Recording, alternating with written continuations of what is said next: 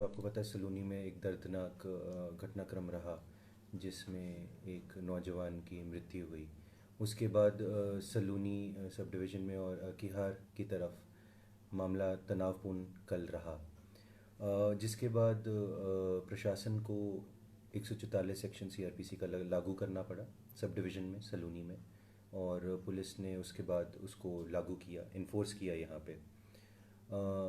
इस स्थिति को बेहतर बनाने के लिए हमने लोगों से आग्रह किया कि स्थिति में कि हमें हमारी सहायता करें कि पीस बनी रहे, और साथ में अन्य कोई एलिमेंट्स ऐसे अगर जो यहाँ पे थे जिससे कुछ और स्थिति बिगड़ सकती थी, उसके लिए अधिक पुलिस बल और वरिष्ठ अधिकारियों की भी यहाँ पे तैनाती है वर्तमान में। आगे भी हम इसी दिशा में कार्य कर रहे हैं कि ये सारे जो घटनाक्रम हैं, जो आगे भी परिस्थितियाँ उत्पन्न हुई हैं, उससे एक सही तरीके से कानूनी तरीके से कार्रवाई की जा सके और सबके सहयोग से इस मामले की हम एक इस तनावपूर्ण माहौल को ठीक कर पाएँ। जो जहाँ तक इसकी टेक्निकल डिटेल्स हैं मामले की, जो कुछ क्राइम से संबंधित हैं, एसपी साहब आपको ब्रीफ करेंगे। देखिए, जैसा आपको पता है कि 9 तारीख को किहार थाने में एक हत्या का मुकदमा दर्ज किया गया, जिसमें एक मनोहर नाम के युवक की हत्या की गई।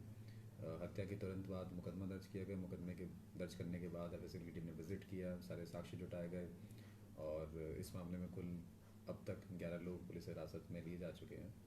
और कोशिश हमारी यही है कि सारे सबूत जुटा के सारी आरोपियों की गिरफ्तारी करके हम इसमें जल्दी से जल्दी एक प्रॉपर और पुख्ता चार्जशीट बना के कोर्ट में सबमिट करें।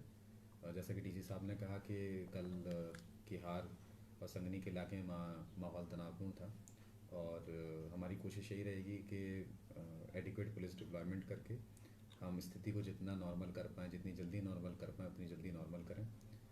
साथ में मेरी और डीसी साहब की अपील ये रहेगी कि किसी भी अफवाहों में लोग ना पड़ें और कोई किसी भी समुदाय को पैनिक करने की या डरने की आवश्यकता नहीं है। पुख्ता पुलिस प्रबंध किए गए हैं लोगों की सुरक्षा, जान माल की सुरक्षा को इंश्योर करने के लिए। और हमारी कोशिश यही है कि दोनों समुदाय आपस में एकजुट होकर रहें, सौहार्द से रहें, आपसी एकता से रहें। सर, सुना है कि अवैध संपत्ति है उसकी, आरोपी की। देखिए, इस तरह की काफ़ी सारी बातें इलाके के लोग हमसे साझा कर रहे हैं, हमें जानकारियाँ दी जा रही हैं।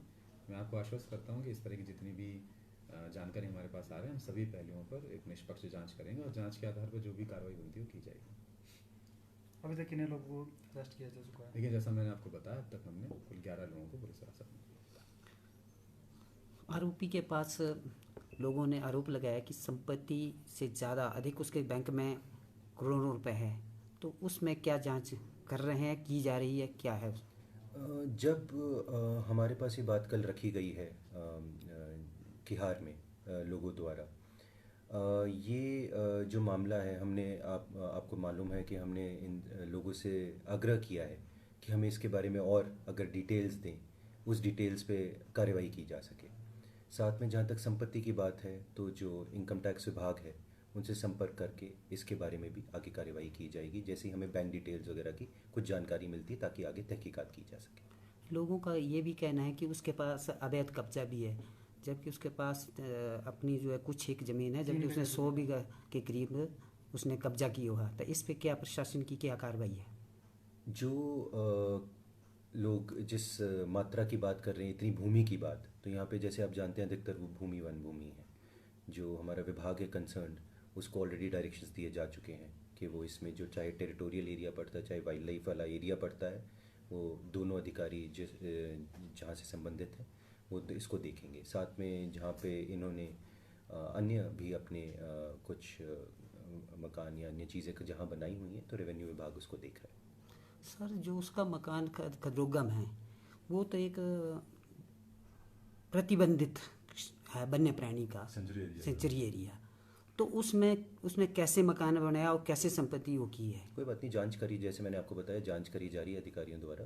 वो विज़िट करेंगे स्पॉट, उसको देखेंगे, अगर कुछ है जो नियम के अनुसार नहीं है, और उसके बाद वो कार्यवाही भी अमल में लाएंगे। सर, लोगों से क्या अपील करेंगे आप?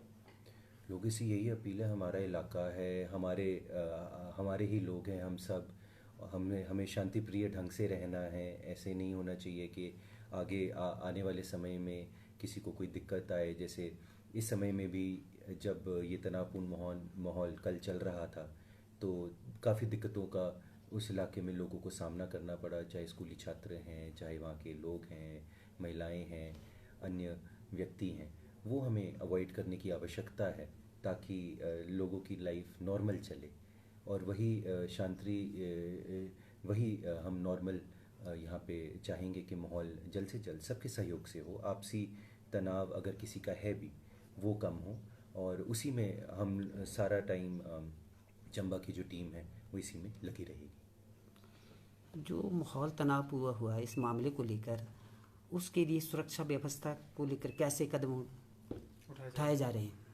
देखिए, जैसे मैंने आपको पहले बताया कि हमने प्रॉपर पुलिस अरेंजमेंट्स किए हैं। इसमें हमारे पास बाहर से भी पर्याप्त मात्रा में फ़ोर्स आई है, और फोर्स को ज़रूरत के हिसाब से जो भी संवेदनशील इलाके हैं वहाँ डिप्लॉय किया गया है। जगह जगह पर नाकाबंदी भी की गई है। जैसा डीसी साहब ने आपको पहले बताया कि सलोनी सब डिवीज़न में 144 धारा लगाई गई है, और पुलिस की पूरी कोशिश रहेगी उस धारा को हम लेटर स्पिरिट में उसको इम्प्लीमेंट करें, और कोशिश यही रहेगी कि लोगों में एक विश्वास का माहौल पैदा हो और लोग अपने आप को सुरक्षित महसूस करें, और पर्याप्त मात्रा में पुलिस बल यहाँ पर केहार के इलाके में तैनात रहेगा। सर, स्कूल कब तक बंद रहेंगे? स्थिति के अनुसार फ़िलहाल कल तक, उसके बाद स्थिति अनुसार जैसे हमें इनपुट्स यहाँ से मिलते रहते हैं, और ये सबके लोगों के सहयोग से ही होगा। जितना सहयोग ठीक रहेगा, जितना सारे खुद चाहेंगे कि बच्चों के लिए और परिवार के लिए स्थिति ठीक रहे, और उसी हिसाब से हम उम्मीद करते हैं कि सोमवार से हम स्कूल भी खोल पाएंगे। Thank you sir, thank you.